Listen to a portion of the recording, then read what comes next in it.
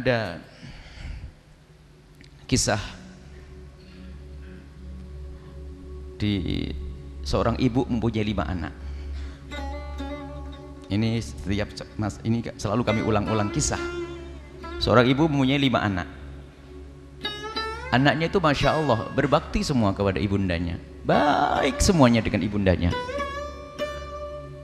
Suatu ketika sang ibunda ini sakit, suaminya sudah meninggal. Ibundanya ini sakit, masuk rumah sakit. Semua anaknya itu sudah punya rumah, anggap saja asal kota begini, sudah punya rumah, punya mobil, semuanya sudah hidup sejahtera. Di saat mendengar ibundanya sakit, berbondong-bondong mereka datang ke rumah sakit karena anak berbakti semuanya. Sampai ke rumah sakit itu, setelah dipastikan ibundanya harus menginap di rumah sakit, mereka harus membuat jadwal siapa yang menjaga giliran. Ternyata setelah jadwal jadi, semuanya sepakat kami tidak mau pakai jadwal. Loh kenapa? Kata yang tertua, kami ingin tinggal di sini semuanya. Terserah tidurnya di mana, yang laki-laki tidur di luar, yang perempuan ada di dalam, dan seterusnya. Nanti kalau kita butuh pulang ke rumah sesaat-sesaat saja. Jadi jangan pakai jadwal deh. Kami ingin di sini semuanya. Masya Allah. Ada yang mijiti ibundanya, megang kepala ibundanya, masya Allah. Akrab, suasana yang indah. Kemudian setelah itu apa? Sehari, 2 hari, sampai 10 hari lebih, ada salah satu dari anak perempuannya datang ke temannya sang dokter, bertanya tentang banyak macam-macam pertanyaan tentang keadaan anak tersebut, keadaan ibundanya. Akhirnya sang dokter menyatakan bahasanya ibumu sudah sehat dan boleh dibawa pulang. Senang itu sang anak dengan ibunya bisa dibawa pulang. Di saat sang anak perempuan ini mau pulang, mau keluar, di stop sama dokter. Mohon maaf ibu, ada obat yang belum beres, diselesaikan saja sampai besok. Biar tambah sehari tapi sempurna. Gimana? Oh ya nggak apa-apa. Disempurnakan sampai esok hari. Betul. Pulanglah anak perempuan ini ke ibundanya. Sama saudaranya dikasih tahu kalau ibu sudah sembuh, bisa dibawa pulang. Wah seneng semuanya, diciumi ibunya, ibu sehat. Ibunya juga ngomong, iya bosen saya di rumah sakit, saya bosen, pengen cepat pulang. Tapi harus besok ibu. Ya enggak apa-apa deh, besok. Akhirnya setelah itu berlima ini pada ngobrol, alhamdulillah ibu sudah pulang. Baru inget, kak, dek, inget enggak kamar ibu kira-kira kayak apa ditinggal 10 hari lebih, 12 hari. Wah ya berantakan. Ayo siapa yang pulang duluan membersihkan kamar ibu, kamar mandi ibu. Jangan sampai waktu pulang nanti ibu kamarnya kotor, penyakitan lagi nanti. Semuanya pada noleh, bingung siapa yang pulang. Nggak ada yang mau pulang. Pembantu aja enggak, kalau pembantu nggak puas nanti, nggak sempurna. Nggak ada yang mau. Tiba-tiba yang tadi anak perempuan yang ke dokter tadi, yang tanya ke dokter, ngangkat tangan, gimana kalau saya pulang duluan? Oh ya enggak apa-apa, lebih cocok kamu pulang duluan karena dia cekatan memang orangnya. Pulang duluan, sampai di rumah dibersihkan kolamnya, spraynya diganti, wah dibuka jendelanya, dibersihkan. Malam-malam saking seriusnya dimatikan itu HP, nggak mau diganggu oleh siapapun. Sampai sholat kecapean tertidur, pagi harinya ruang tamunya nanti pasti banyak tamu karena ibu orang sepuh banyak yang datang, dibersihkan semuanya. Ditunggu sampai jam 10 kok tidak ada berita kapan ibu datang. Setelah itu masuk ke kamar, ngelihat HP-nya mati. HP-nya mati, baru dinyalakan HP itu, rupanya banyak SMS yang masuk. Belum sempat membaca SMS, ambulan sudah masuk ke rumahnya. Dia deg-degan, oh kenapa harus pakai ambulan? Bukankah abang kakak-kakak punya mobil bagus, kenapa harus pakai ambulan? Jangan-jangan ibu meninggal? Dia gemeteran, dia ketakutan. Ambulan, belum sempat baca HP, ambulan sudah di hadapan matanya. Keluar abangnya, keluar kakaknya, keluar saudaranya, berempat saudaranya keluar semuanya. Setelah itu mana ibu? Susternya keluar. Kok pakai suster segala? Yang terakhir adalah ibunya sudah bisa berjalan dengan baju yang bagus, kelihatan cantik. Keluar ibunya, senyum lihat anaknya, nangis dia. Kakak kenapa? Bikin kaget saja. Kenapa harus pakai mobil ambulan? Kirain ibu tidak ada, bikin orang takut saja. Iya, tadi pengennya naik mobil pribadi. Cuman kalau pakai mobil pribadi, pisah-pisah nanti. Kami ingin ikut bareng di sini. Subhanallah. Akan tapi ingat, Allah Maha tahu apa yang ada di hati anak-anak itu semuanya. Ini bukan urusan basa-basi. Allah Maha tahu dengan anak perempuan yang datang ke tempatnya sang dokter dan tanya apa itu. Allah juga Maha tahu kenapa dia milih pulang duluan.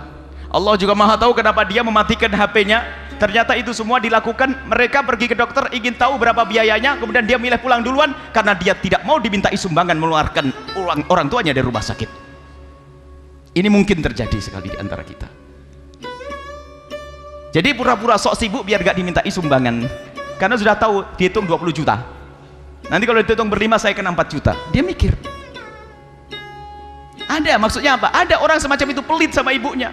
Kalau dengar ibunya sakit tuh mau ke rumah ibunya itu, ntar dulu. Abang sudah ke sana belum? Kalau saya duluan nanti saya kena resepnya deh. Ada resep yang belum dibeli, belum ditebus. Innalillah. Bagaimana anak semacam ini? Ayo coba.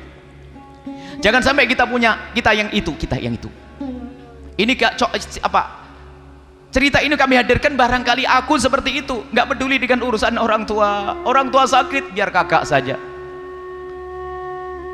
Bahkan mungkin ibundanya mau nginep di rumahnya, nak, aku akan nginep di rumahmu, nak. Iya mi, bahasanya iya mi. Tapi diam-diam telepon sama abangnya, bang, abang, ibu mau ke rumah saya bang. Ya nggak apa-apa deh. Aduh bang, rumah saya kecil bang. Di rumah abang aja yang gede. Kata abangnya apa? Rumah saya mah gede, tapi jarang di rumah saya, takut tidak kerasan. Lah kok ditolak semuanya?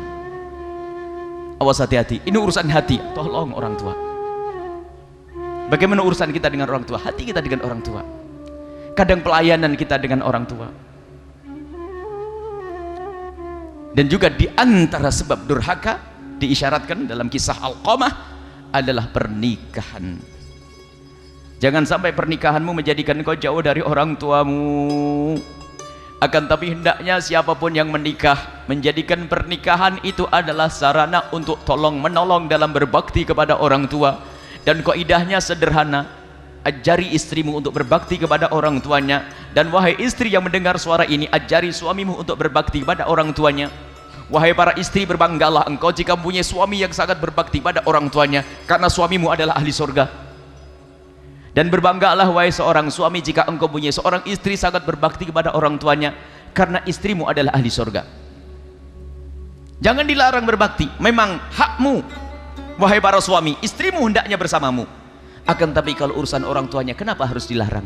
Itu kan kesalahpahaman di dalam memahami syariat. Membaca kitab Uqdul Ijan salah. Sehingga apa? Pokoknya kamu tidak boleh ke rumah bapakmu biarpun sakit. Dulu kok biarpun sakit nggak boleh, ini gimana? Itu kan baca kitab Uqdul Ijan, ada kitab Uqdul Ijan, kitab masyhur, kita bagus tuh pendidikan akhlak. Itu ceritanya di kitab Uqdul Ijan itu, ceritanya ada seorang mau jihad, mau perang. Lalu berpesan kepada istrinya, wahai istriku, aku mau pergi. Kamu jangan kemana-mana ya sampai aku datang. Iya bang. Suaminya pergi. Tidak lama kemudian ada berita abahnya sakit. Di saat diberitahu abahnya sakit, anak perempuan tersebut berkata, aku dipesani suamiku tidak boleh pergi, mohon maaf, sampaikan kepada abah aku tidak bisa datang. Balik lagi. 3 hari kemudian bapaknya meninggal dunia. Dikabari lagi, aku sama suamiku tidak boleh keluar. Setelah itu apa? Ternyata gara-gara kepatuhan seorang anak perempuan, ada kabar gembira, orang tuanya diampuni oleh Allah Subhanahu wa ta'ala. Lah ini ada ustadz membaca kitab Uqdul Ijan salah, lalu berkata, wah istriku kamu tidak boleh ke rumah orang tuamu. Loh, kok tidak boleh? Ini gimana? Ini di Uqdul Ijan ceritanya begitu tuh. Oh, itu ceritanya di Uqdul Ijan di kitab tersebut adalah suaminya tuh nggak ngerti kalau mertuanya bakal sakit. Kalau ngerti mertuanya bakal sakit, pasti dipesenin, nak kamu di rumah mertuamu, di rumah abahmu saja. Ada memang orang menghalangi, ini kadang-kadang istri menghalangi suaminya berbuat baik kepada orang tuanya, seorang istri pun demikian.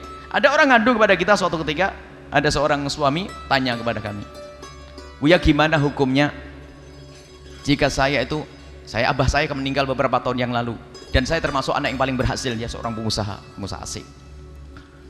Gimana? Dan kemudian abah saya meninggal dan saya masih punya adik sekolah, ibu saya seorang janda, tidak punya penghasilan kecuali dari bapak saya. Memang saya yang paling berhasil, saya kerja di kota, merantau, berhasil. Gimana hukumnya kalau saya membantu ibu saya tanpa sepengetahuan istri saya? Lalu kami bertanya, bapak itu duitnya siapa dan usahanya siapa? Usaha saya sendiri Buya. Baik, kalau usaha-usahamu sendiri dan duit-duitmu sendiri kamu bagikan kepada siapapun di pinggir jalan sana, boleh kok. Apalagi diberikan kepada seorang ibu, tentu sangat boleh. Jadi nggak apa-apa Buya tanpa sepengetahuan istri. Tanpa sepengetahuan istri boleh kalau duitmu. Tapi kalau duitnya istri haram, alhamdulillah, berarti saya ya nggak salah deh kalau saya membantu ibu saya tanpa sepengetahuan seorang istri. Kemudian saya bertanya, Pak mohon maaf nih, saya mau tanya nih, apa Bu? Memangnya kalau istri tahu kenapa? Aduh ya, saya ngirim ibu saya, ketahuan istri saya sekali cemberutnya sebulan. Oh, itu perempuan itu iblis pakai kerudung itu. Mengajari suami jauh dari ibundanya itu. Awas, hati-hati yang demikian itu. Insya Allah ini wanita yang mendengar ini adalah ahli surga semuanya. Itu membahayakan, dan ada wanita semacam itu menghalangi suaminya. Sampai suatu ketika ada orang datang pada kami, "Buya, saya punya suami itu kayak punya istri dua." Punya istri dua gimana? Setiap gaji dibagi dua. Dikasihkan siapa? Separuh dikasihkan ibunya, separuh dikasihkan saya. Lah, ibu cukup enggak? Ya cukup, tapi kenapa begitu aturannya? Loh, orang mau berbuat baik sama ibunya dilarang. Ini bermasalah. Ini kadang-kadang ada semacam itu. Ada lagi kebalikannya. Seorang ibu cerita, alhamdulillah saya sudah jadi PNS, Kemudian dari suami saya dapat uang, tapi setelah dapat PNS saya lebih banyak duit saya. Gimana hukumnya kalau saya membantu ibu saya tanpa sepengetahuan suami saya? Ya kami tanya, itu duit siapa ibu? Duit saya sendiri. Gaji ibu sendiri kan? Iya, gaji saya sendiri. Baik, kalau duitnya ibu mau diberikan ke siapa saja boleh, tapi ingat jangan duit suami. Kalau duit suami engkau bagi-bagikan, hukumnya haram tanpa seizin sang suami. Bukan, Buya, itu duit saya sendiri. Baik, kalau duitnya ibu sendiri boleh diberikan ke siapa saja, karena duitnya ibu, bukan duit suami. Iya, duit saya. Baik, alhamdulillah, berarti saya tidak salah. Enggak salah. Sama pertanyaan saya, ibu, memangnya kenapa ibu kalau ngasih duit kepada ibu kemudian suami tahu? Waduh, suami saya marah-marah, ngancam gini, ngancam itu, ngancam ini, ngancam itu. Sampai suami saya itu jarang ke rumah mertuanya, ke rumah ibu saya. Masya Allah, kok ada orang semacam itu? Mertuamu adalah ayah ibu daripada istrimu, hendaknya kau baik-baik dengan beliau. Bahkan ajari istrimu, wahai istriku, kemanapun kau pergi harus pakai izin, kecuali urusan ibu bapakmu nggak pakai izin, langsung saja pulang. Allah.